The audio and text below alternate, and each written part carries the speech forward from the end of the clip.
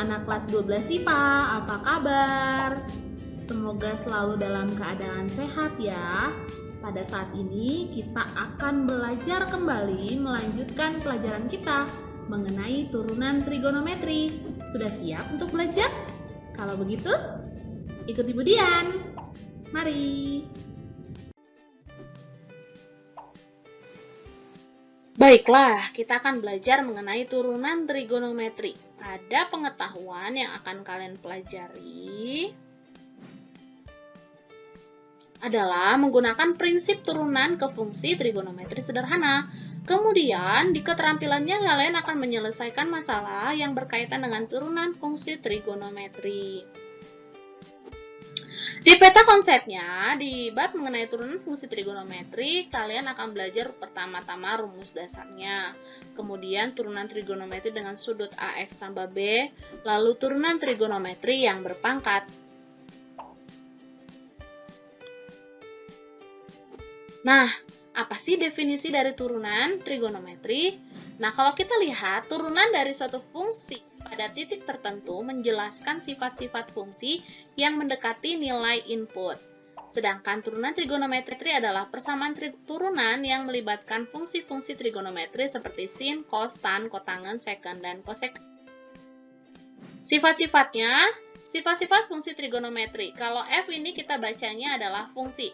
Fungsi, suatu fungsi, yaitu dengan ada skalar, C ini adalah skalar, dan U adalah sebuah fungsi trigonometri.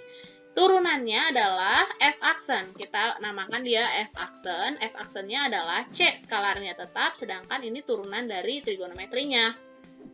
Kemudian kalau suatu fungsi ada terdiri dari dua atau mungkin lebih ya, suatu fungsi trigonometri, U adalah fungsi trigonometri, V adalah fungsi trigonometri.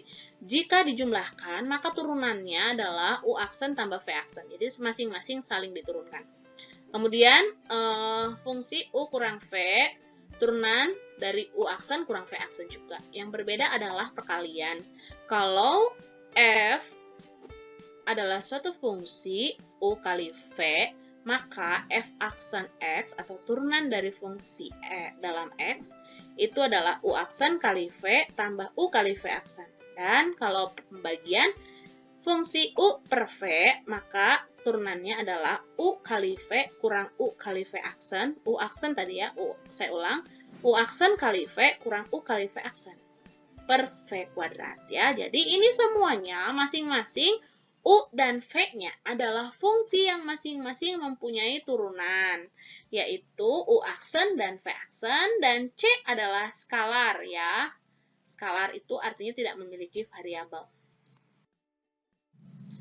Nah, rumus dasarnya pada pertemuan yang lalu kita sudah belajar bagaimana turunan dari sin X. Y sama dengan sin X. Maka Y aksennya adalah cos X. Jadi turunan sin X adalah cos X. Turunan cos X adalah min sin X. Turunan tan X adalah secant kuadrat X. Turunan kotangen adalah min cosecant kuadrat X. Dan turunan secant adalah secant tangen X. Dan turunan cosecant X adalah min cosecant X kotangen X. Nih, kalian harus paham dan hafal di luar kepala ya ini. Karena ini semua akan kita bawa ke dalam materi sepanjang satu bab ini. Nah, sekarang kita akan masuk ke contoh-contoh soalnya ya. Sudah siap ya buku catatan dan coret-coretannya sebagai bahan latihan kamu nanti. Oke? Baiklah, sekarang kita akan belajar soal-soalnya. Yang pertama, turunkan fungsi berikut. Y sama dengan 5 sin X. Fungsinya Y sama dengan 5 sin X. Pembahasannya bagaimana? Kalau soalnya ini adalah Y sama dengan 5 sin X, berarti dalam soal ini hanya ada satu fungsi. Satu fungsinya yaitu 5 sin X, di mana 5 adalah skalar dan sin X itu adalah fungsi trigonometrinya. Pembahasannya, maka turunannya, nama lainnya adalah Y aksen. Y aksen ya adalah 5, turunan dari 5 tadi apa? Turunan dari 5 adalah cos X. Y aksen sama dengan 5 cos X. Seperti itu saja, mudah kan?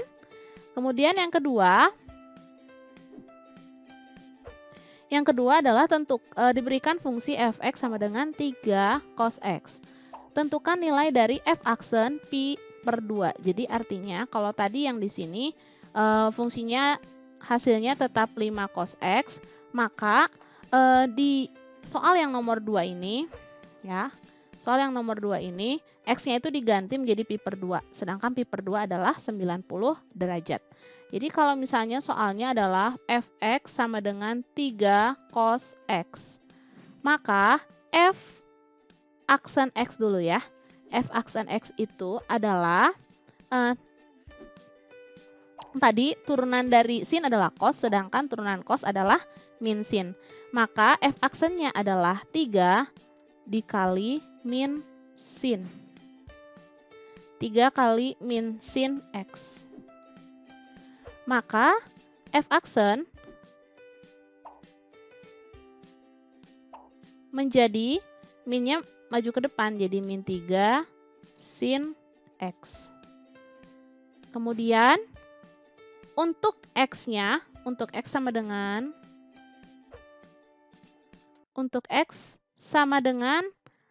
pi per 2. Pi per 2 itu nama lainnya apa? 90 derajat. Kita ganti x-nya menjadi pi per 2. Maka di sini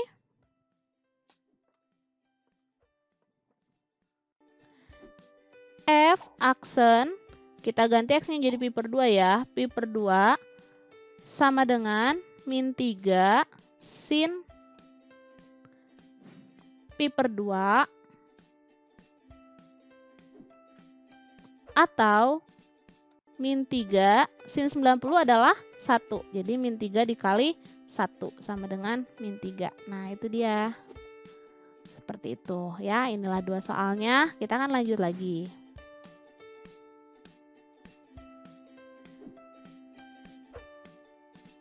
Ya, tentukan turunan dari kalau dia negatif.